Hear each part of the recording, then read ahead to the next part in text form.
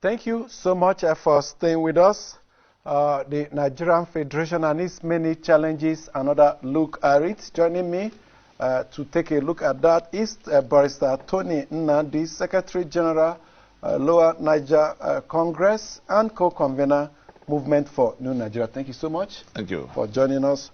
To join us much later, any moment from now, is a newspaper columnist and a policy analyst, Majid Dahiru. Before we welcome him, let's start with you. Persistent problems we have seen over decades now. Yes. Successive governments come with incremental actions to deal with the problem, but a lot of people have come to the conclusion that it may persist except radical and fundamental changes are made, especially to the structure. Is it a structural problem or attitudinal problem? Some others have said no. Even with the words of the Constitution, once you have the right mindset, people sticking to not just the letters, but also the spirit of the Constitution, you get a wonderful country. Well, just last week, the spokesman of the president, Femi Adesina, our good friend, had cause to confess that Nigeria was built on a false foundation. Before that last week, just in August of 2019, the UN Special Rapporteur that came to look at all the commotion, the killings, and everything going wrong here, came out with a verdict that the Constitution of Nigeria is like a pressure cooker for injustice. The two are saying the same thing. Femi is telling us, 20 years after we began to tell everybody that the foundation upon which we are building is a false foundation. So that's where the problem is coming from. So it's a structural problem. And if the UN has come to where it has reached the conclusion that the constitution by which Nigeria is convened and operated is pressure cooker for injustice, it means that we have left the tap on. Every other thing we are doing is like mopping, because it can only get worse. Look at it from 1999. It can only get worse. Whether it's the killings going on in the Middle Belt, or the agitations going on in the Niger Delta, or the Biafra commotion that has come now, or the one we see in the Southwest, all of them are, or the corruption that seems to be growing in leaps and bounds, or the impunity we have seen, or even the matter of, everything that has gone wrong is flowing from that tap that we have left on. This constitution upon which Nigeria is convened is what is producing all of this outcome. And therefore, unless we want to watch the house collapse, if you have a house with a foundation that has, gone bad, or that was bad from inception, what do you do with it? You keep changing the windows and painting the curtain. You just take down the building. And that's what we have, you remember we were in Pronaco. Was that not the reason we convened the meeting of the owners of Nigeria to decide, a new consensus that will become the basis of constitution, so that we can ease out and wind up this pressure cooker for injustice? But 20 years down the road, the politicians and the political actors from all the sides are just gambling with the destiny of 200 million people. Could the Constitution also be responsible for our economic woes? 100%. Every other thing is, just marginal. It is the Constitution that sequesters the basis of any economic planning. When you have a 68-item exclusive list that sees all the assets, Niger Delta is upside down all the, today, because the oil and gas assets of the region is sequestered from them, taken over from them by the Constitution of Nigeria. So as far as they are concerned, Nigeria is a robbery business. If you go to all the other sites, electricity, tell me what you can do without electricity.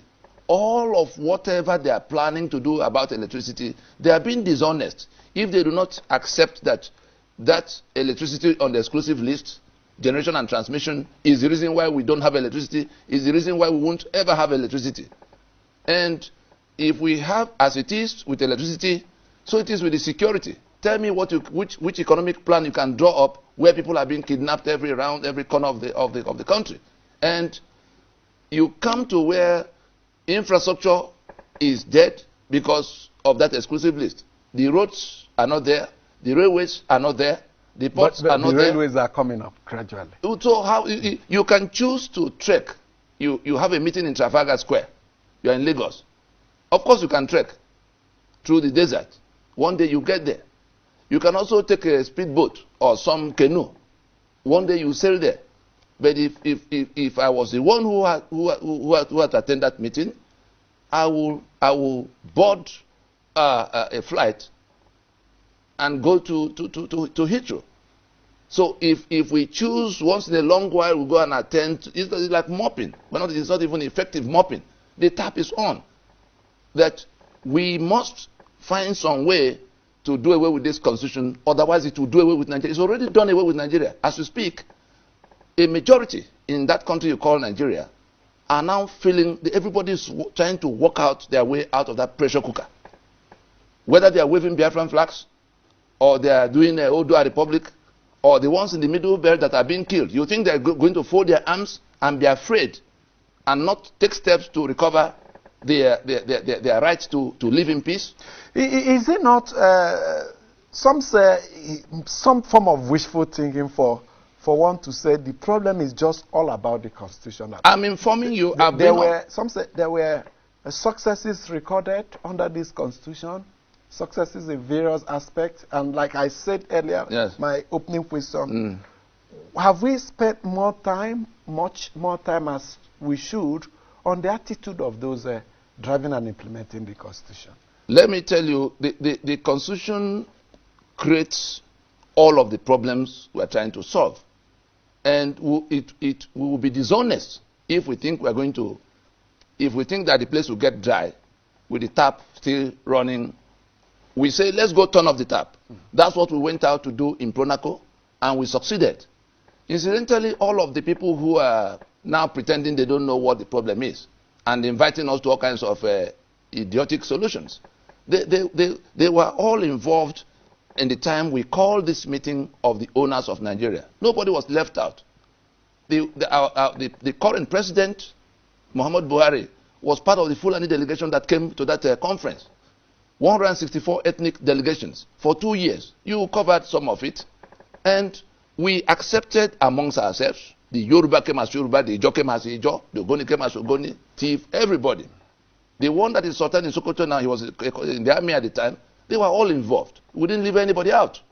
And for 2 years, we also persuaded those who were already angry at the time enough to carry arms against state. Asari Dokuba and his volunteer force, Wazirika and his MASOB, OPC of Gani Adams. We got them to put their guns aside at the time to say, look, this project was not our project at the inception. It was the British that on their own colonial mission to economic journey.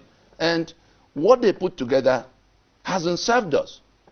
And the constitutional arrangements we finally entered into in 1960 got toppled in 1966. Now, this present constitution... let's trace where it came from. This present presidential constitution, yes, first came up in 1979. Yes. Between 1960 and 1966, we, yes, have the independent constitution and, of course, the republican constitution in, yes, 1963. Yes.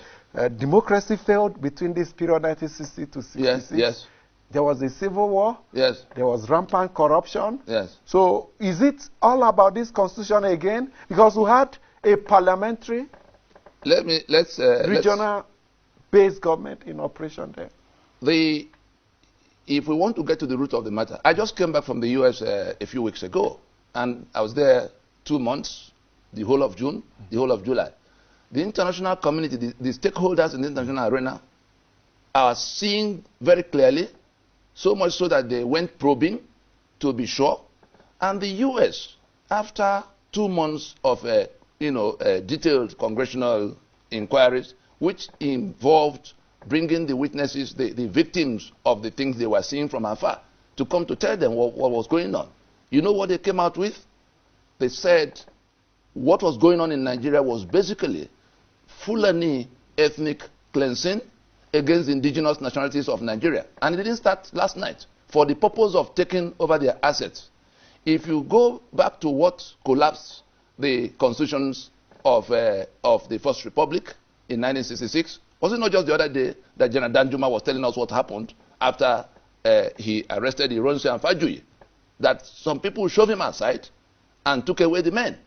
So there is this monster in the background that is not visible to anybody. And just a few days ago, just 3 days ago, that the governor in Bauchi was informing us that the Fulani from everywhere, anywhere they come from in Africa, that once they come into this place, they were entitled to everything that the federal government was going to provide. I'm telling you what led to the collapse of those constitutions. The constitution is not the document you see. Constitution is simply what it means to constitute. What is the agreement by which the George Ogoni, the Anang, the Efik, the Fulani, the Hausa came together with their lands and their sovereignties to become a union? It's supposed to be a mutually benefiting arrangement. But we have come to where, and a federation is a union of constitutions. The moment the constitutions that federate get toppled, you cease to be a federation. That was what happened to us in 1966. Our federation collapsed. And it was that. So can we say it was due to that constitution? There were truly federal constitution that concentrated so much powers to the component states, unlike what we have today. No, there were things in the background that the British did wrong in 1914. Those things, they loaded power for some purpose of theirs. They loaded power unduly into the hands of one of the components in the federation they were putting together. That was why it had a problem. But it was a total agreement of all the component states and nationalities. Remember the conferences in London and in Nigeria? Yes, that's what they all agreed and signed on to that constitution. That's what I'm telling you. The British was the midwife that knew where it put what. At the end of the day, but the other parties those things consented. Yes. So will it be right to now blame the British? No, the British. You think they left? There's a concept called suzerainty. Your sovereignty, which is your ultimate right to rule over yourself, is always with you. It never leaves you. But the day the colonial power comes, it becomes a suzerain power. It becomes the suzerainty that suppresses your sovereignty. What happened in 1960 was that we thought we were getting independent. But what they did was that the British handed over to a local agent. And we are still, everything we lament now. Did the British hand over, or there were some negotiations? Let me tell you. Record that there were many possibilities. Oh, just like the action group opened up discussions with the NCNC. The MPC also opened up discussions with the NCNC. It was the choice of the NCNC to go into an alignment with the MPC that threw up the government. Can we say it was the British that threw up the government? There were alternatives. Yes, who announced, at what point was the result of the election announced? Had the votes been counted all? Let me tell you just for us to take it from the horse's mouth. In the week of independence, Ahmadu Bello was celebrating with his lieutenants. And hear what he tells them. At the time, other people were drinking champagne. He says to them, and I'm quoting, "The new nation called Nigeria should be an estate of our great-grandfather Uthman Dan Fodio. We must ruthlessly prevent a change of power.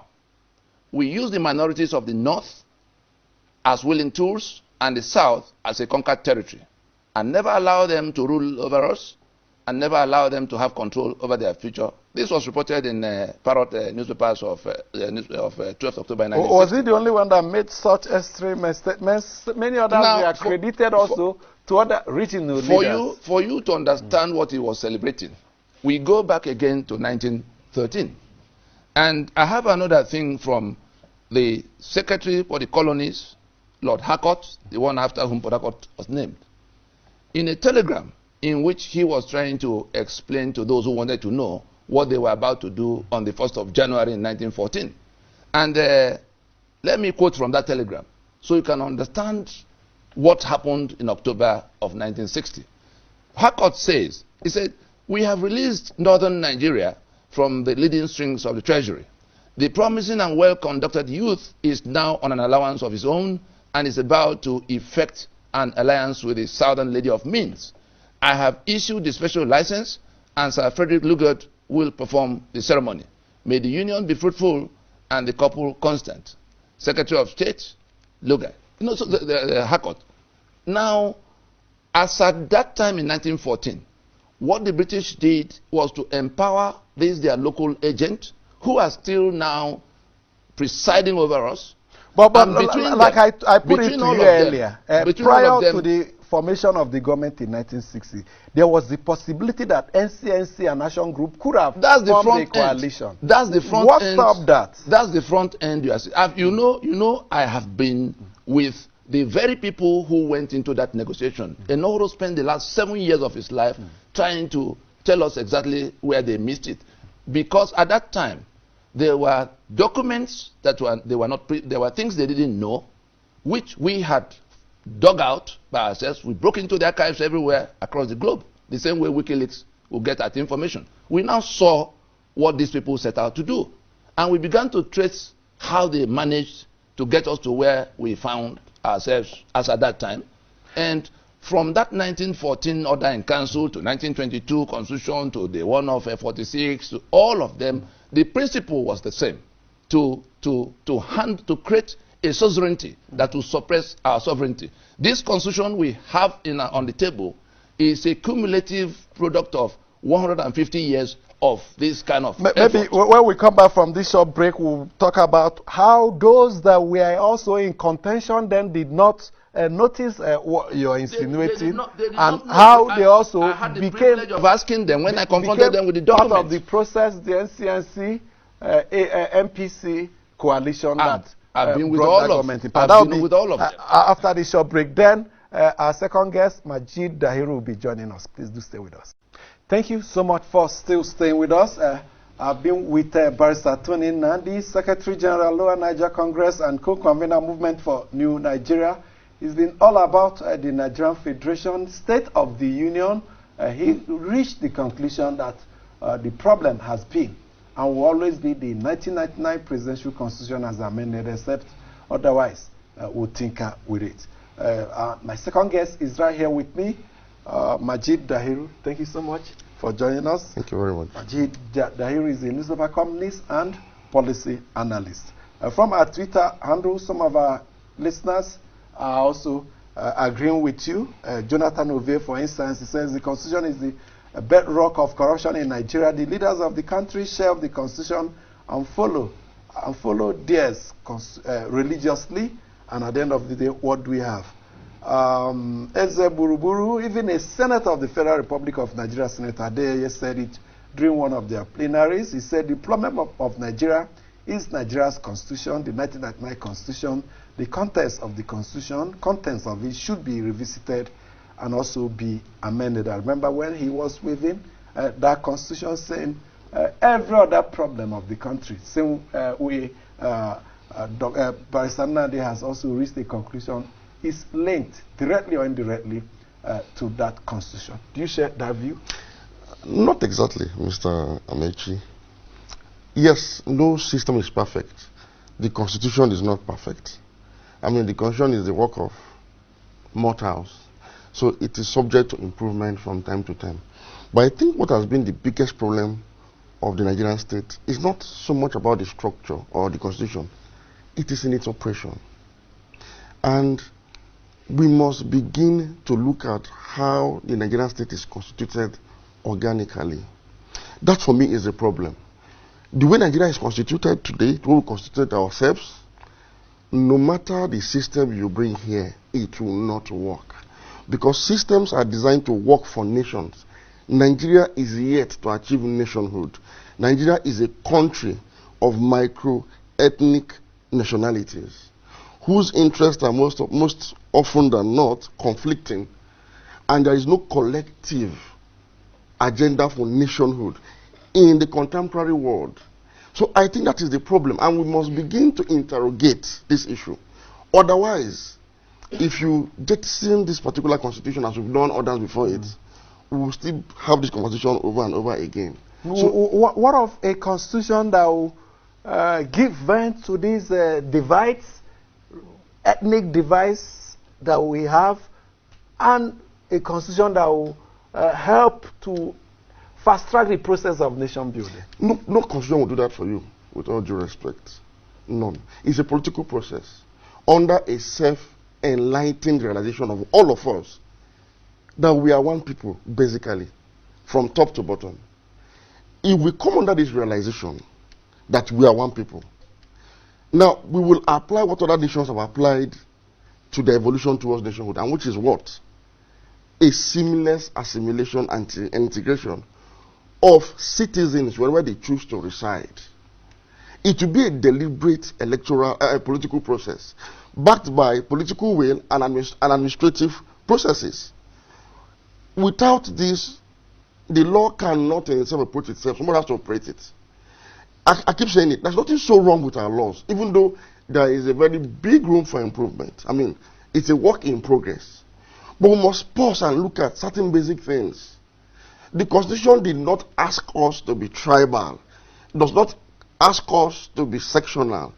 It actually tries as much as possible to foster national unity. We must give life to the spirit of the Constitution. That's why I threw up the question. The other constitution we had, the cabinet parliamentary constitution, just as what obtains in the US, a lot of powers and recognition of divisions as a first step towards achieving unity. That in as much as we strive to deny these divisions and divides, that we are not doing good service to it, that we cannot be wished away. Rather, what we have is a constitution. What we should have, a constitution that recognizes them, but also recognizes the corporate existence of Nigeria. You see, I think our difference as a nation is actually overblown. In fact, it's blunt of proportion. I keep saying this. Can I come just, in? hold on. We are not a different people. We can actually be described as a plurality of same people. I am convinced about this. That look, the earlier we begin to realize that we are one people and begin to restructure organically this time around our federating units away from its rigid form around ethnogeographic fault lines to geoeconomics, whereby look, Anambra, for example, doesn't have to be Igbo, just as Kano doesn't have to be Fulani. Look, until we get to this point, we cannot be thinking of adjusting. That's the issue of state of residence rather than state of origin. It can come about by a political process. When I realized, for example, that this man sitting across the table with me is first and foremost a Nigerian, and I've decided to judge him by the content of his character, not his state of origin. That is the starting point. Until then, I will learn to relate with him as a Nigerian in shared interests. You recall that that issue came up at the 2014 National Conference, a proposal to replace state of origin with state of residence, but it was shut down. A lot of people said it is because of the way the country is constituted. If you take it to the National Assembly, such an attempt to amend the Constitution will be shut down, just like we saw with the devolution of powers. That's why I said, look, the political players today don't even realize that it is in their own best interest to begin to evolve the Nigerian state away from its current primitive structure to one that is modern, that is in sync with what obtains in the contemporary world. Look, I go back to the First Republic that I would love to talk about so much. The reason for the collapse, one of the many reasons for the collapse of the First Republic is this: the regions were rigidly ethnogeographic in nature, such that there was a conflict between indigenship and citizenship. Look, a man from Southeast is defined as an Igbo man, principally. He has limited rights in northern Nigeria, yet he's still living in the country where he's a citizen. It was also the same thing with somebody who is of northern Nigerian origin. He was not able to find a space in other regions because there was no system of assimilation and integration. There was nothing wrong with having an Igbo from northern Nigeria in the First Republic and the Fulani from eastern Nigeria in the First Republic. What I'm saying is not strange. The NCNC experimented with this, went through a purposeful political process. It wanted to, bring about an organic federation that actually, elevates residency over indigenship. When you had even a northerner that was supported by the party in the southeast to emerge as the mayor of Enugu, you had some people of southeast origin who won elections in the western region then under this platform. But it was discouraged because the leaders of the First Republic didn't key into this vision. It is the vision we need to key in today before we begin to talk about. So it's left for the political leaders. All of us are inclusive too. Okay. You want to weigh in here? Yeah, the fundamental disagreements in concepts. My first question will be, what is Nigeria? Because Nigeria is supposed to be a union of divergent interests, consciously built to become one functional union. And if anybody wants to understand the meaning of constitution, and I'm saying this as an expert in jurisprudence, my students in that field are the professors of law who teach in the universities. And I can tell you authoritatively that if you do not understand what we the people, having solemnly resolved to live in unity, means, you will not understand, do hereby give unto ourselves the following constitution. Like the memo and articles is to a company, that's what the constitution is to the country. Leave the document you see in front. Britain doesn't have one written like this. There are two things that the memo the is the document that creates the company, that Mr. Mr. ABC come together to form themselves into XYZ Limited. The article is a different document altogether that defines the relationships as they agree among themselves amongst the owners of XYZ Limited. What happened to Nigeria, from which Nigeria will die? You know what I mean by die?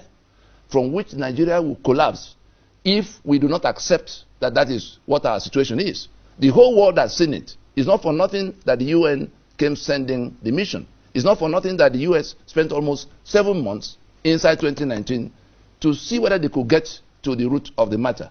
And I can assure you, they've gotten to the root of the matter. The international system is already getting ready for how to manage the products of that pressure cooker. You have a majority that want out of that bad arrangement today. And what is their reason? You sit on their sovereignty, because it is up to them to do what they will with their sovereignty.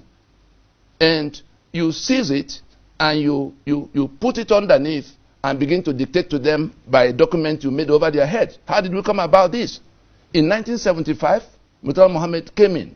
He commissioned Rotimi Williams to make a draft for him that went to Constituent Assembly in 1977. And we ended up with something that came out in 1979, processed by Obasanjo.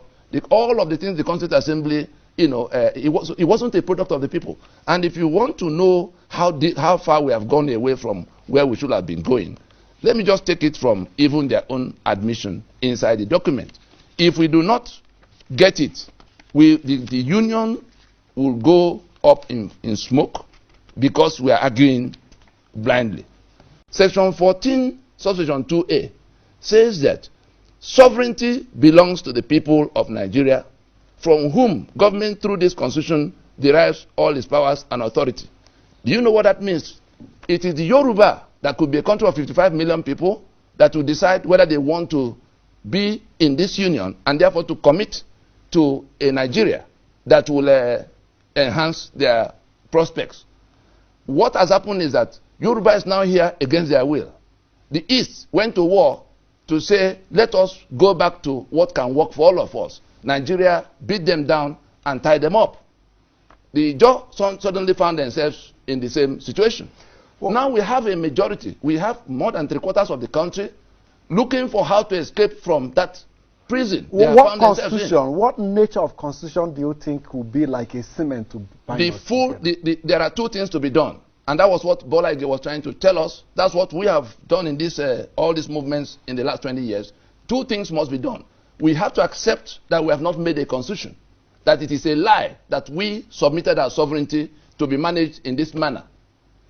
Two, we then have to go to the process by which we will give up what we want to give up and keep what we must keep. By way of amendment or a new constitution? No, there's nothing to amend. We have not made a constitution. Those people who have to start from the scratch. No, those people who gather in the national, was it amendment that cured apartheid? The same principles that led to apartheid constitution are the principles we have here, the principles of master and servant. Okay. And the people in the National Assembly who are pretending they are going to fix it, I tell you, their mandate, the legislative mandate of National Assembly does not include constitution making. Okay. They are committing treason against the rest of us in pretending that the ones who have now become the owners of our sovereignty. Let me get your perspective. So there's no such thing as a Yoruba nation. Neither is there is a thing as the Igbo nation or the Ijaw nation. If you leave the Yorubas, those that identify today as Yoruba, on their own, different identities will emerge.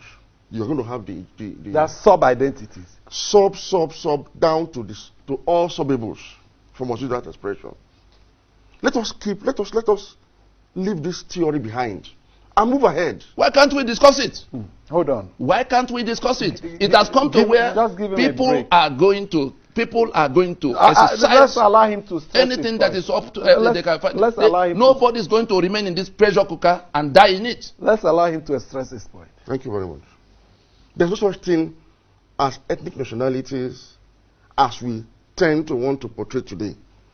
We have individual needs. We have collective needs. And I am saying, intellectuals like him and others that have the opportunity to mold public opinion must begin to speak to the real issues. We've been on this road since before independence. Nigeria is not the only country in the world that was colonized. Even Britain was colonized. America was colonized. China was humiliated, was occupied by different countries. Some other countries were actually enslaved, some were conquered, some were suppressed. We don't have the worst of histories when it comes to colonialism. Let us take lessons from even our colonial masters. They were able, the reason Britain was able to conquer probably half of the entire universe was because they were able to unify their country around a national agenda for world conquest, irrespective of their plurality in ethnicity. Britain is made up of plural ethnic groups. As much as the Irish. Even within the Scots, you have Jewish people, you have Asians, you have Germanic peoples, you have Greek peoples. They are all United Kingdom today. And there are agitations for some independence also within Britain. The Scots are still insisting on opting out. And that is why the state is managing it delicately. That's why there's no marginalization. It's just all about managing this. It's management. That is why, for example, and it boils down to the leaders. England, for example, dominates British politics. They have the largest constituency in parliament. But you know what? Through a deliberate and purposeful leadership towards national cohesion. Victor says he doesn't agree with you that the leaders of the country have made it very impossible for us to be united and see ourselves first as Nigerians. We need a brand new constitution, nothing amended. The constitution did not make leaders do this. It made them. Can I read out a few portions that will show you exactly? It is the constitution that creates that. It is the constitution. No. You are saying something that is wrong and it's in black and white. I can give you 4 things the constitution put in place, which if we remove this afternoon, will change the situation in those areas. I haven't told you the constitution is perfect. No, I didn't tell you it's divinely revealed. I said it's a work in progress. I'm telling you that there are provisions. There are provisions in it. Excuse me, sir. Can we be more responsible for the failure? It is. I am putting to you that it is I'm reading it out to the public. It is a leadership issue. It is not. It is individual. It is not. Now the question then is, it is not. The question is, how do we compel the leaders to begin to take actions, measures to unify us? If even constitutional provisions such as federal character is being brazenly violated, what other means do we use to? Amechi, we're wasting our time here. He made a just one moment. No. I'll come back to you. He made a specific. I'll come back to you. All right. Look at the history of nations, from the United States to France to England. you will notice that their progression towards nationhood has been guided by philosophers, thinkers, opinion models that actually at every point in time highlights and understands the process of nation and building. tries to make people understand their realities, how to live with it, and suggest possible ways to both the leadership and the led on the virtues of having a united nation with an agenda. That is what I expect people that come on national TV to begin to do. If you leave the Igbos today to their own volition, all the fraction, all the underlying fault lines will come to the fore. It is the same thing with the Jaws. It is the same thing with my native Ibra ethnic group. It is the same thing with the North. No part of Nigeria will survive, no matter how, under a structure that is actually imposed by us. We need to dismantle it. I need to begin to see the Igbo man who lives in local German state capital as a co-guide, first and foremost, and vice versa. Let's hear from you. Now, what have we been doing? What did we go to do in Aburi to agree on this matter so that it can become a common project? It was tossed aside, and 3.5 million people were killed on one side to force the way of the one who believes that all men are not born equal and that he is born to rule the other. What were we doing in Ponako? It was to get all the nationalities to come to agree on these things when government didn't see any need. And after 15 years, some people came up to say, when there was when there was providential intervention for somebody else to become president, they said they will make the country ungovernable. And now, we then, let me land. I know. Let's profile solutions. No, if you don't understand what the problem is. We don't have more. Let's manage the little time we have. Now, you said the way is a new constitution. What should the process be like of evolving a new constitution? 2 levels, 2-stage process, anything less than that. If anybody is dumb enough to take Nigeria for granted, non-negotiable like they tell us every day, that person is going to learn the hard way, because that Nigeria will be the first casualty. They have been killing. So it doesn't matter how many more they kill. By way of South Africa, Conference of Nationalities. South Africa came to where they accepted that apartheid constitution like we have now cannot be the basis of society. They put it aside and called a meeting of all the owners of the place. It took them 5 years. In this instance, in the Nigerian context, who are the owners that will come together? The people who will be countries of their own, like you saw happen with Yugoslavia when they didn't discuss. The people that could be countries of their own, like you saw in Soviet Union, when it came to where they didn't find common ground. 15 countries. Do I say ethnic nationalities or pressure groups? There are two stages. The first stage, a federation being a union of constitutions, and we having lost. We ceased to be a federation when the 5 constitutions that defined us got toppled. And what has to happen now is that the units that will federate will meet in the first instance and work out the constitutions that will then come in the second layer to agree among themselves.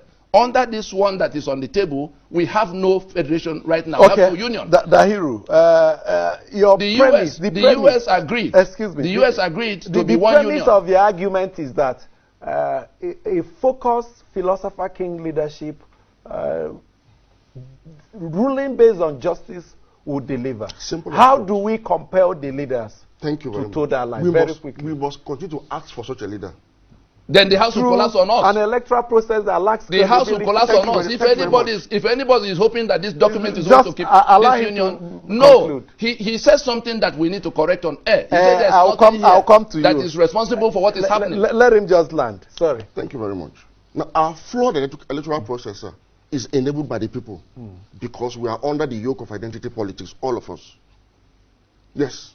What is a federation doing with an INEC? What is a federation doing with an electoral body that can convert an election of Our political process is premised on preponderance. This is the kind of argument that will collapse this country. And we need to begin to change that.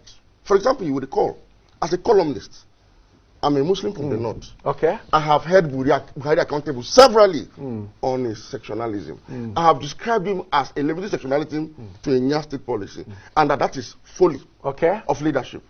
And so we need something we otherwise. need something otherwise. If Okay. Buhari, for example, understand what I'm saying now, Thank he you will so not much. choke the presidency with one of his own ethnic group. Majid Dahiru is a My question newspaper is, how did you come about the columnist. Buhari as president? Anthony Nnadi is a legal practitioner. Thank you so much, gentlemen, for weighing in. It's a continuous conversation all about better Nigeria. Thank you also for being part of it. My name is Amechi, and we have a good time.